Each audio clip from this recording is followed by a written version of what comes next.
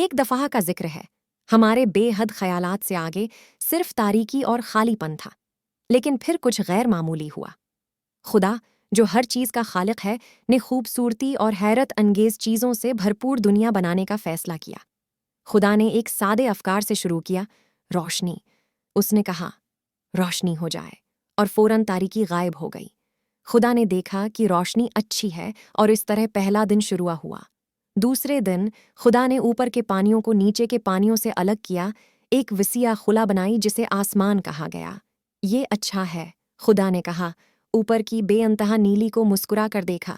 پھر تیسرے دن خدا نے زمین اور سمندر بنائے، پہاڑوں اور وادیوں کی شکل بن گئی اور سمندر پانی سے بھر گئے۔ خدا نے دنیا کو دیکھا اور یہ اچھی تھی۔ اب خدا نے یہ شاندار دنیا سجانا چاہتا تھا۔ چوتھے دن خدا نے دن کے دوران روشن چمکنے والے سورج کو بنایا، رات کو نرم چمکنے والے چاند کو، اور آسمان میں چھوٹے چھوٹے ہیرے کی طرح چمکنے والے ستاروں کو۔ خدا کو فلکی نمائش سے خوشی ہوئی۔ پانچویں دن نے سمندروں اور آسمان کو زندگی سے بھر دیا۔ خدا نے سمندر کو مچھلیوں اور دیگر مخلوقات سے بھر دیا اور پرندوں کو ہوا میں اڑنے دیا۔ دنیا اب زندگی سے بھر گئی تھی، اور خدا نے دیکھا کہ یہ اچھی ہے۔ لیکن خدا نے ابھی کام ختم نہیں کیا تھا۔ چھٹے دن خدا نے کچھ خاص بنانے کا فیصلہ کیا۔ زمین کے گرد کے چھوٹے چھوٹے حصوں سے خدا نے پہلے انسان کی شکل بنائی۔ خدا نے اسے محبت سے شکل دی اور پھر اس کی ناک میں جان پھونکی۔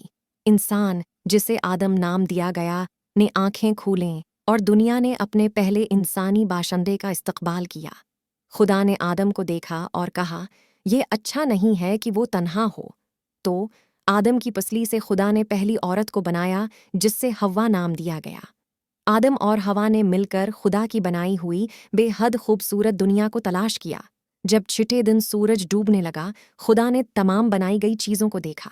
یہ صرف اچھی نہیں تھی، بلکہ یہ کامل تھی۔ اور ساتویں دن خدا نے آرام کیا، جانتے ہوئے کہ دنیا محبت اور تخیل کی شاہکار ہے۔ اور یہی ہے، میرے پیارے دوستو، خدا نے دنیا کی تخلیق کی کہانی، سب سے زیادہ حیرت انگیز مہم کی شروعات